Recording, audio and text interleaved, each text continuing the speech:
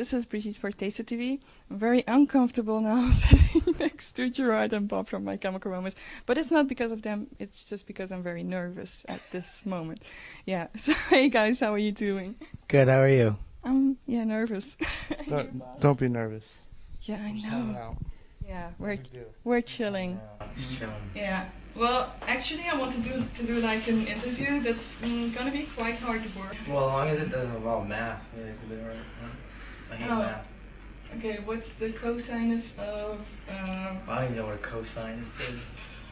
Okay, sorry, I won't do that to you. No, Okay. it doesn't involve math. No, I actually wanted to talk about like the life questions, because when I was growing up as a teenager, I've had lots of these questions in my head, like, okay, why do we live? Why do people live? Things like that. And I've talked to other My Chemical Romance fans, and they seem to have the same things happening to them. Right. Did that happen to you guys too? Yeah, I think you hit this period where you're in high school, and I think it's around the same time that you realize you're not like anybody else, and it's about that time that you start to question everything you were raised with, like religion, and you start to kind of question everything. And then by the time you hit college, or at least that age, you're full blown into it, like questioning everything and searching out new things. So I think it's very common. You're right about the high school times, but you want to figure out why things happen, and I think it happens when you're just sitting and you have time to really, by yourself, and you have time to really think about stuff. And that's what happens with me. I see certain things happening, and I wonder why it happens, and then I kind of go deeper into it, and I don't really have answers, but definitely think about it a lot. I mean, I think it goes basically, like, it goes all the way back to, like, I hate being, like, weird and, like, deep about stuff, but, like, you just think about, like, how even, like, stuff arrived and how things got here, and just how stuff is, like, even when we take, like, when we fly in a plane and you look down and you see, like, there's huge areas that are completely full of stuff, like how that all happened. I don't know. Why do we live? That's a deep one. I don't know. Maybe to create, maybe to make the world a better place. Maybe that's the reason we live. Maybe to make other people happy, make somebody else happy. I don't know. Maybe to raise kids. I don't know. So you do think that there's a point in living? Yeah, absolutely. I think, I think there's absolutely a point in living. There would kind of have to be. I mean, there's a reason that we have intelligence, and we can speak, and we can think, and we can paint, and we can do all kinds of amazing things as people.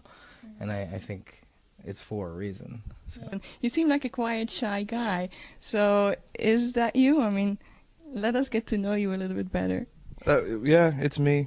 I've always been weird about having any, like, kind of focus on me. I grew up being kind of in the background of stuff, and that's still how I like to be, except I now have this thing where I want to play in a band, and the only way to play in a band is kind of put yourself in front of people. So I'm getting better with it. I'm dealing with it now.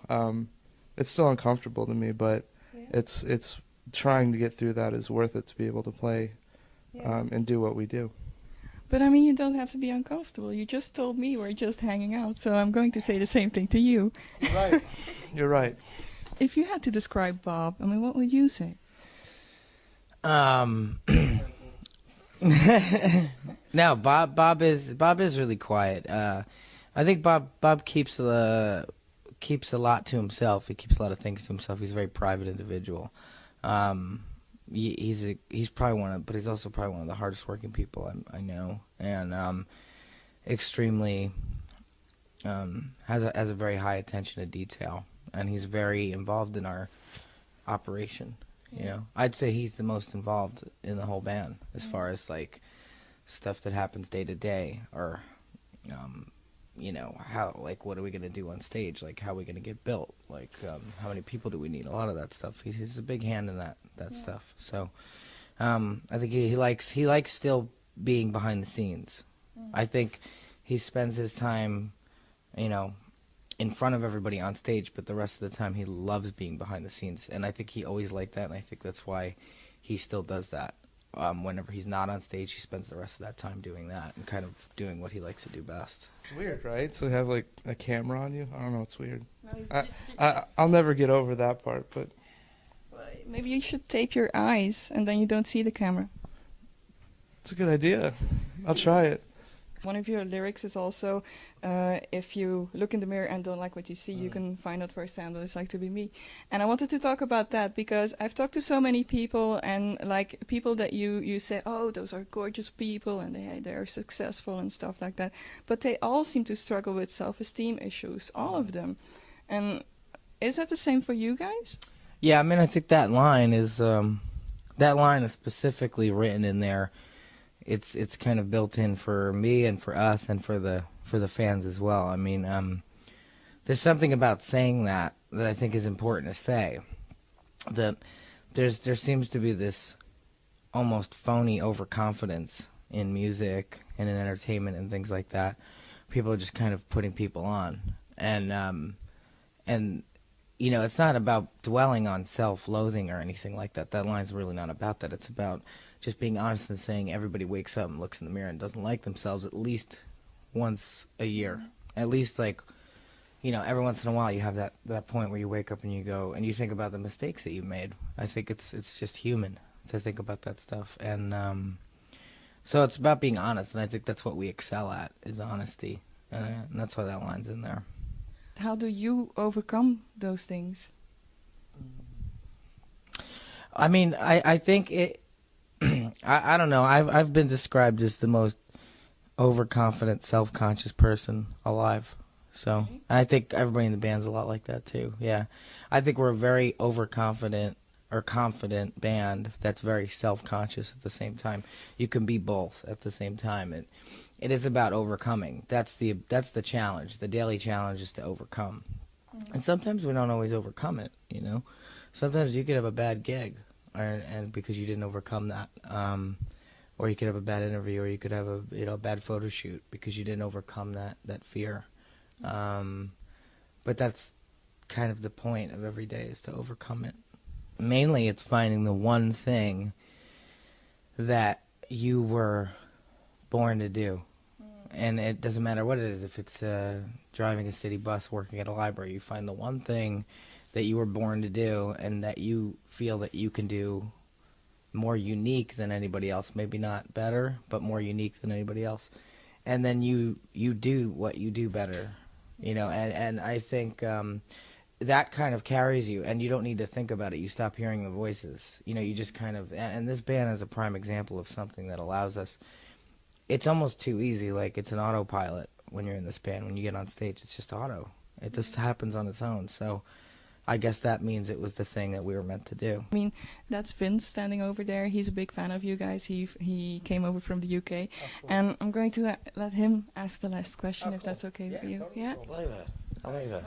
Hi.